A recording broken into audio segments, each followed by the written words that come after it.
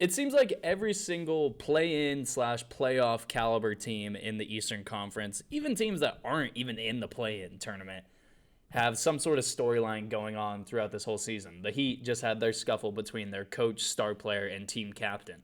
The Boston Celtics have an elite defense paired with a great combination of Jason Tatum and Jaylen Brown. The Philadelphia 76ers have an MVP candidate and James Harden, who historically is bad in the playoffs, but is still a good regular season player. Chicago. Everybody loves to see the Chicago Bulls doing well.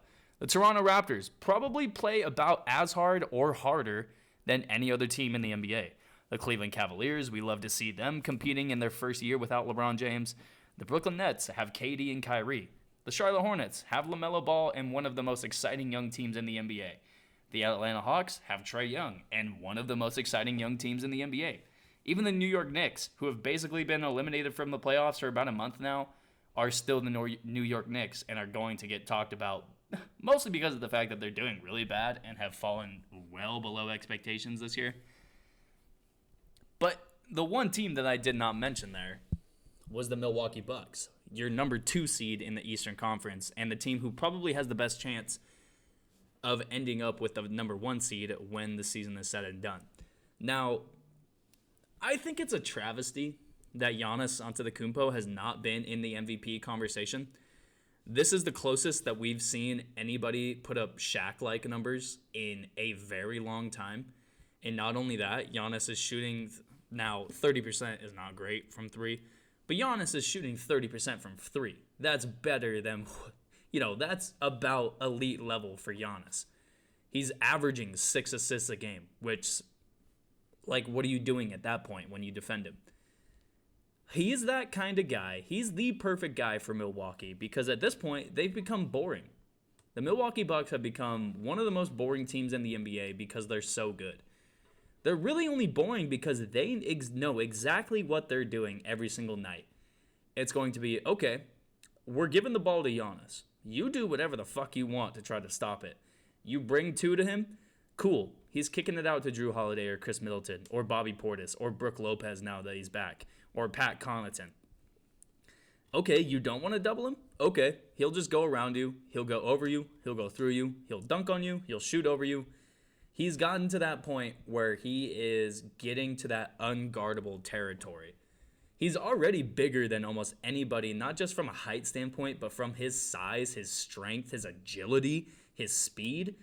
There's been very few combinations like Giannis has had ever in the NBA.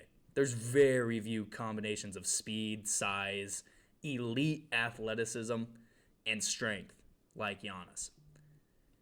But still, nobody's talking about them. Nobody's talking about them like they're the number 2 seed about to probably take the number 1 seed from the Miami Heat.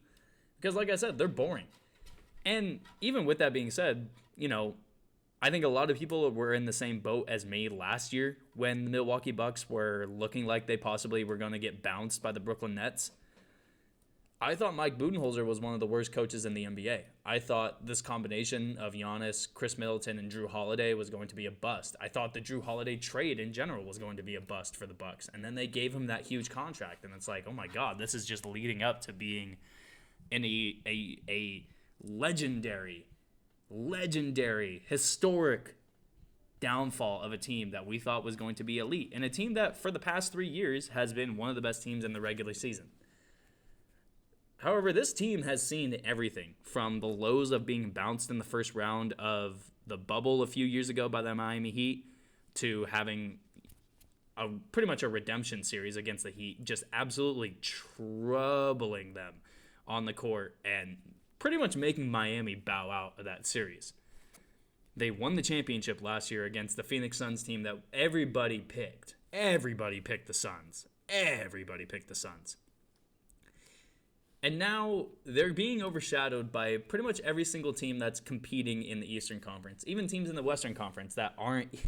The Lakers get more runtime than the Bucks. And I mean, that just makes sense. I mean, it is the LA Lakers compared to a team in Milwaukee who doesn't. Milwaukee is just playing basketball. I think that's the best thing, is they're just playing basketball. They're showing up. They're doing their work. Mike Budenholzer, I fully have switched on this. Mike Budenholzer is one of the better coaches in the NBA. I don't care what I used to say. I don't care about what any. I mean, I have videos saying that Mike Budenholzer needed to be fired last season. And that was before they went on that incredible run winning the NBA Finals. Teams in the Western Conference, like the Warriors, the Lakers, the Clippers, the Jazz, the Nuggets, the Grizzlies. They're everybody that's in the playoffs right now, West and Eastern Conference, is getting more run time than the Milwaukee Bucks. And I think they're going to use that to their advantage. Wouldn't necessarily say that they are the underdog in the Eastern Conference, no matter who they play, whether it's the Nets, Cavaliers, Raptors, Bulls, Sixers, whoever it is.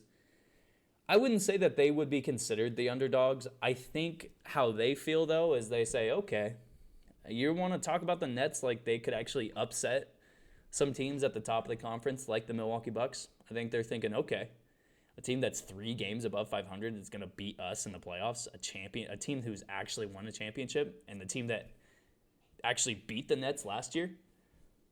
They say, okay, you think these young guns in Toronto or Cleveland or even Chicago or Philly or even Boston, you think those teams are beating Milwaukee? Those teams who have historically came up short in the playoffs, minus the Toronto Raptors that one year that they had Kawhi Leonard?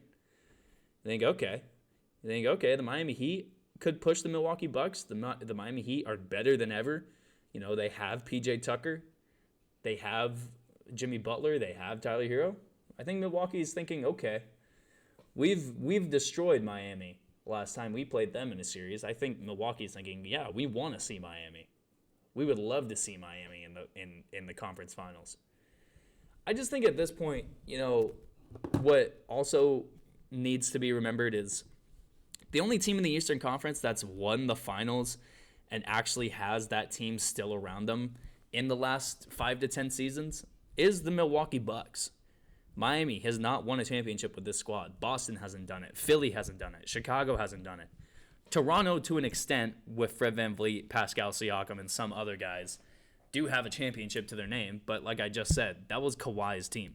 Cleveland hasn't done this. Brooklyn hasn't done it with this squad together. Kyrie and KD both have rings on different teams, but they have not proven that they can do it together in Brooklyn.